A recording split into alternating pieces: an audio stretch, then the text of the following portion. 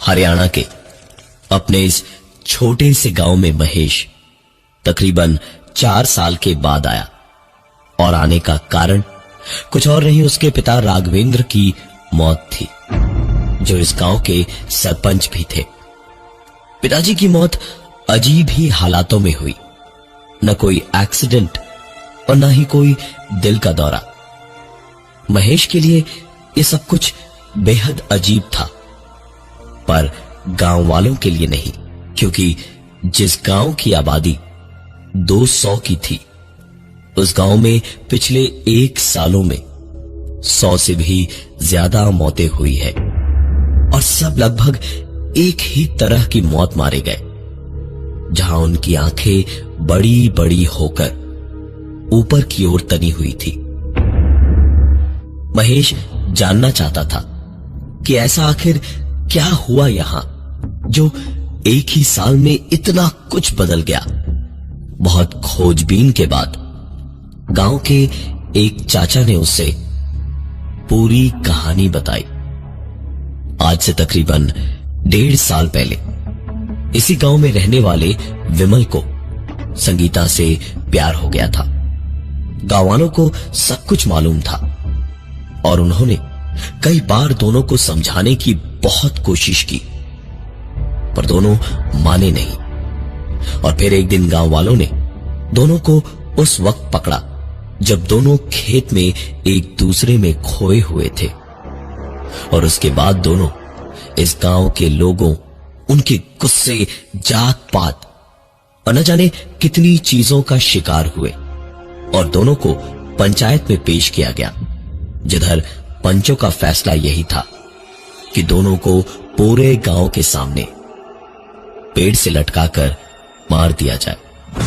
कुछ पढ़े लिखे गांव के लोग इस फैसले के खिलाफ थे और उन्हें बचाना चाहते थे, पर आधे से ज्यादा गांव बस उनकी मौत का तमाशा ही देखना चाहता था। मरते मरते उस लड़के ने कसम खाई थी कि वो किसी को नहीं छोड़ेगा, और उसकी मौत के बाद एक के बाद एक लोगों की इस गांव में मौत होती गई। महेश नए ख्यालातों का था, इसलिए उसे इन बातों पर विश्वास नहीं हुआ और उसने उस घर पर नजर रखनी शुरू की जहां वो लड़का रहता था। देर रात उसने जिस चाचा ने उसे ये कहानी बताई थी, उनको उस घर में घुसते हुए देखा। अगली रात फिर से वही हुआ और तीसरी रात महेश पूरी तैयारी के साथ गया। जैसे ही चाचा उस घर के अंदर गए, महेश बाहर गश्त लगाए बैठ गया। रात के अंधेरे में काफी देर वहां इंतजार करने के बाद जैसे ही चाचा बाहर आए, उसने उन्हें धार दबोचा और कहा, अरे और कितना झूठ बोलोगे चाचा? हाँ, हो न हो इन सबके पीछे तुम्हारा ही हाथ है। उन लोगों को डराने के लिए मन घड़त कहानियां बनाकर उन्हें डराते हो। चुपचाप बताओ, नहीं तो मार डालूंगा। चाचा ने तसल्ली के साथ उसकी बात सुनी और फिर एक बात कही, मैंने तुम्हें बता दिया तो वो मुझे मार देगा जो इस घर के अंदर रहता है। इतना सुनकर महेश ने उन्हें धमकाते हुए कहा, अगर आपने नहीं बताया तो मैं कल ये बात पूरे गांव को बता दूंगा और फिर सबकी मौत का जिम्मा आपके सर होगा और गांव वाले आपको ऐसे ही मार देंगे। भलाई इसी में है चाचा कि सब कुछ सच सच बता दो। चाचा ने बस इतना कहा कि सच जानना ही है तो कल रात मेरे साथ अंदर चलना। तय वक्त के मुताबिक रात का अंधेरा घिरते ही महेश चाचा के साथ निकल पड़ा उस घर की ओर। वहां पहुंचते ही चाचा ने कहा कि कुछ भी दिखे या कुछ भी हो जाए, बस शोर मत मचाना। घर के अंदर घुसकर चाचा ने आंगन में टिफिन खोलकर सारा खाना एक प्लेट में सजाया और फिर एक कमरे के सामने रखकर दरवाजे की ओर अपनी पीठ करके खड़े हो गए और महेश को भी वही करने का इशारा किया। उनके मुड़ते के साथ ही कमरे का दरवाजा खोला और प्लेट की सरकने की आवाज के साथ साथ दरवाजे के बंद होने की आवाज आई। जैसे ही दरवाजा बंद हुआ, महेश ने पलटकर उस दरवाजे को थपथपाना शुरू किया और जोर से चिल्लाने लगा, तुम जो कोई भी हो, तुम्हारा भांडा फूट चुका है, अंदर से बाहर निकलो, नहीं तो इस दरवाजे को मैं तोड़ दूंगा। महेश के बार बार दरवाजे को खटखटाने और चिल्लाने के बाद भी जब किसी ने दरवाजा नहीं खोला तो उसने दरवाजे को धक्का दिया, जिससे दरवाजा तुरंत ही खुल गया। कमरे के अंदर महेश ने देखा तो पूरा का पूरा कमरा खाली पड़ा था और वो प्लेट खाली जमीन पर पड़ी थी। महेश कमरे को इधर से उधर देख ही रहा था कि उतने में चाचा कमरे के अंदर आए और महेश को जोर का धक्का देकर कमरे के बाहर की ओर दरवाजे को बंद कर लिया। कुछ देर तक अंदर से चिल्लाने की आवाजें आई और उसके बाद प्लेट सरक कर नीचे से बाहर आई और साथ ही था एक कागज का टुकड़ा उसमें, जिस पर लिखा था, अब कल से यहां खाना तुम लाओगे और जो इसके बारे में किसी को बताया तो तुम्हारा भी वही हाल होगा जो चाचा का हुआ है। महेश अब समझ चुका था कि कुछ भी झूठ या गलत नहीं बताया गया था उसे। उसने समझ लिया कि अब उसे वहां से वापस शहर भागना ही पड़ेगा। उसके पास कोई दूसरा चारा नहीं है। महेश घर जाने की बजाय सीधा गांव के स्टेशन पर भागा और जाकर ट्रेन की जो पहली टिकट मिली वो ले ली। ट्रेन अगली रात की थी। सवेरे जब महेश उठा तो एक पल को मानना चाहता था कि जो कुछ भी हुआ था वो एक सपना हो, लेकिन काश ऐसा होता। शाम तक का वक्त आराम से रोज की तरह ही बीता। उस दिल में डर और घबराहट बढ़ती जा रही थी। रात को जब तक खाना खाने का वक्त हुआ तब तक महेश बैग वैग सब बांध चुका था। उठकर सोचा खाना खाकर निकल लेगा चुपचाप स्टेशन के लिए, तो रसोइया उसके हाथ में टिफिन देते हुए बोला, लीजिए मालिक, जल्दी जाइए, देर ना हो जाए खाना पहुंचाने में। ट्रेन तो आपकी कैंसल हो ही गई है। महेश को जैसे बिजली का झटका लगा ये सुनकर उसने फोन के इंटरनेट पर चेक किया तो वाकई ट्रेन कैंसल हो चुकी थी। उसने कहा, मतलब तुम्हें कैसे पता ये सब? रसोइया जरा सा मुस्कुराया और बोला, अरे आप ही तो कल आके बोले थे कि खाना अब आप पहुंचाया करेंगे, तो बीच में ऐसे काम छोड़कर जा नहीं सकते ना। महेश को यह सुनकर और बड़ा झटका लगा। उसने जरा सा गुस्से से कहा, क्या बकवास कर रहे हो? मैंने ऐसा कब कहा तुमसे?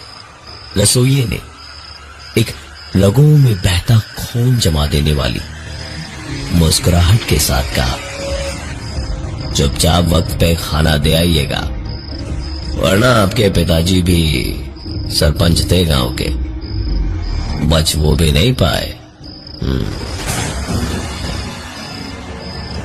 रसोइये ने एक इतनी बड़ी बात कह दी थी जो महेश सोच भी नहीं पाया था। उसने जब पूछा कि वो कहना क्या चाह रहा है तो रसोइये ने उसी मुस्कान के साथ कह दिया, आपके पिताजी एक दिन खाना ले जाना भूल गए थे, इसीलिए तो ये हाल हुआ उनका। आप मत भूलिएगा, जाइए, देर हो रही है। महेश ने कुछ कहा नहीं, चुपचाप टिफिन उठाया और बाहर निकल गया। रास्ते में महेश के दिमाग में एक तरकीब आई। क्या जरूरत थी इतना घबराने की? ट्रेन नहीं तो क्या हुआ, सीधा जीप पकड़ के पास के गांव के बस अड्डे से दूसरी बस पकड़ के भी वो शहर जा ही सकता था। महेश ने वैसा ही किया। जाकर सीधे जीप स्टैंड के पास एक जीप में बैठ गया और चुपचाप इंतजार करने लगा कि कब जीप निकलेगी। ड्राइवर ने भी कुछ देर तक इंतजार किया सवारियों का, लेकिन रात के वक्त गांव देहात में कहां सवारियां मिलेंगी। उसने गाड़ी बढ़ा दी। तकरीबन 1 घंटे से ज्यादा लगना था बस स्टैंड आने में, तो महेश गाड़ी में ही सो गया। जीप चलती रही और काफी देर के बाद नींद में महेश ने जीप वाले की आवाज सुनी तो उसकी नींद खुली। लो बाबू साहेब, जाइए खाना दे आइए और आइंदा भागने की कोशिश मत कीजिएगा। महेश ने आंखें खोलकर चारों ओर एक निगाह दौड़ाई तो उसे लगा जैसे उसके सर पर बालों के बीच सांप रेंग रहे थे। महेश न सिर्फ अभी भी अपने गांव में ही था, बल्कि उसी मकान के सामने था, विमल और संगीता के मकान के सामने। महेश ने यह सुना जैसे हिम्मत हार ही गया अपनी, चुपचाप अंदर गया और किसी अच्छे बच्चे की तरह अंदर खाना देकर आ गया। महेश के लिए यह दिक्कत बनता जा रहा था। वो रोज रात को जाता और खाना देकर आ जाता। सुकून सिर्फ इतना था कि किसी और की जान नहीं जा रही थी। इसका मतलब यही था कि जब तक खाना पहुंचाया जाएगा तब तक कोई दिक्कत नहीं थी, लेकिन अगर खाना एक दिन भी ना पहुंचा तो मौत पक्की थी। महेश काफी दिनों तक चुपचाप अच्छी तरह सारी बातों को मानता गया, लेकिन एक रात उसने ठान ली कि बहुत हो गया, अब और नहीं। वो सीधा भागा जीप पकड़ने। छुप के जीप में बैठा रहा कि कहीं फिर कोई पहचान न ले। जीप चली तो किसी तरह छुपते छुपाते बस स्टॉप पर महेश पहुंचा और बस की ओर लपक के दौड़ा। बस चल चुकी थी, लेकिन पीछे पीछे किसी को अंधेरे में ऐसे दौड़ते देख बस रुकी और कंडक्टर ने दरवाजा खोला ही था महेश को बैठाने के लिए। जब महेश की शक्ल कंडक्टर ने ध्यान से देखी और उसे पहचानते ही महेश के मुंह पर दरवाजा बंद कर दिया और बस आगे बढ़वा दी। महेश भागता रहा बस के पीछे, लेकिन बस रुकी नहीं और तभी बस की खिड़की से अपना सर बाहर निकालकर कंडक्टर ने कहा, भागने की कोशिश मत करो महेश बाबू, इस कड़ी को तोड़ ना पाओगे तुम। उस कंडक्टर के इस बात से ही महेश की नींद खुली। हाँपते हाँपते माथे का पसीना पहुंचा और अपने बगल में देखा तो एक पल को सुकून से आंखें भर आई। महेश का 3 महीने का छोटा सा बच्चा महेश की बीवी से लिपटा सुकून से सो रहा था। महेश को रोज रात वक्त पे खाना पहुंचाते हुए 3 साल हो चुके थे। जब वहां से भागने के उसके सारे तरीके जवाब दे गए तो आखिरकार महेश ने अपने पिताजी यानी सरपंच जी की खेती बाड़ी और अनाज का सारा काम संभाल लिया। इस बीच उसने शादी भी की और अब एक छोटी 3 महीने की नन्ही सी बच्ची थी उसकी जिंदगी में। महेश रोज सोचता था क्या करे।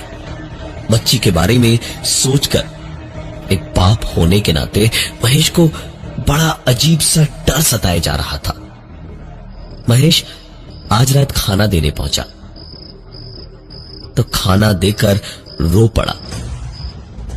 कमरे के अंदर से किसी के खाना खाने की आवाजें अचानक से रुक गई, जैसे अपने गुलाम की फरियाद सुनने को बादशाह रुकते थे।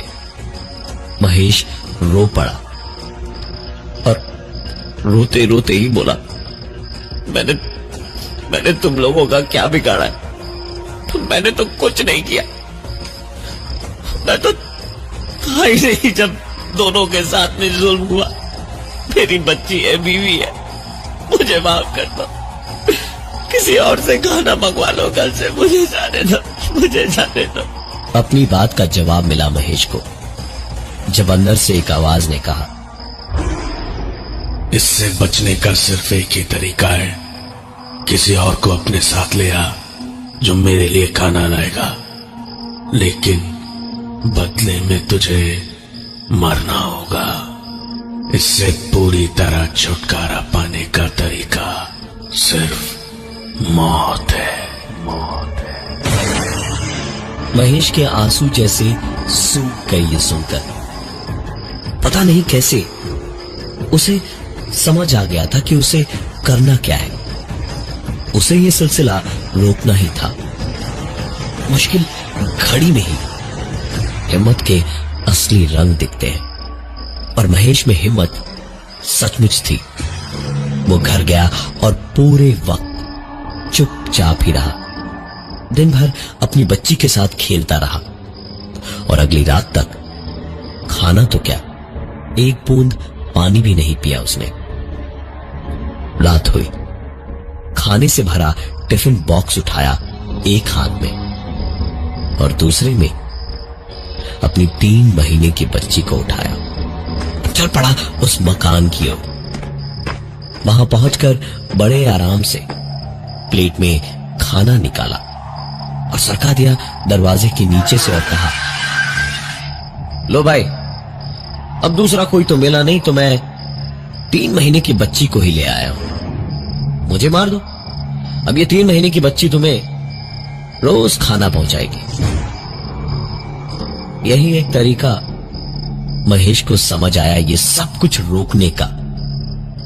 अब बच्ची तो खाना पहुंचा नहीं सकती, यानी ये पूरी कहानी, ये खौफ और डर का खेल बंद हो जाना चाहिए था।